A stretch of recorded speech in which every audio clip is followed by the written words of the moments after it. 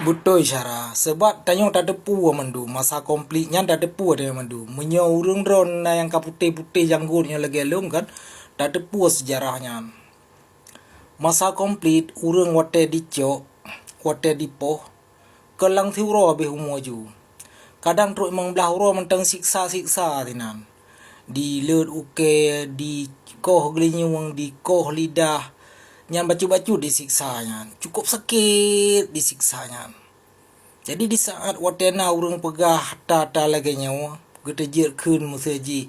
Hana mati cahai ni tu segala macam kan. Nyan kibar ada kun hana ada pegah sedih hati tu.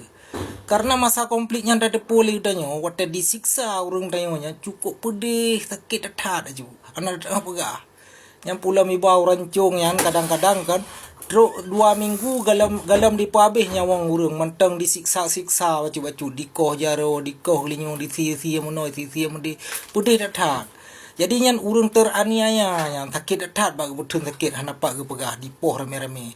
Jadi beklah katanya tak pancing-pancing li tak pegah mesti lagi puan na berempat pala cahit hana berempat pala cahit yang kau urusan Allah Taala yang penting bek leta babanan urang yang kali hana le masa komplit nyan mentang yang perle dan pegah oranyo bek le tak buka katanya tata lagi nabi tu puli li kau tak mendawa tapi krodro oranyo lubeh god katanya berarti kan oranyo menyona yang kasalah buat berkan introspeksi diri mentang.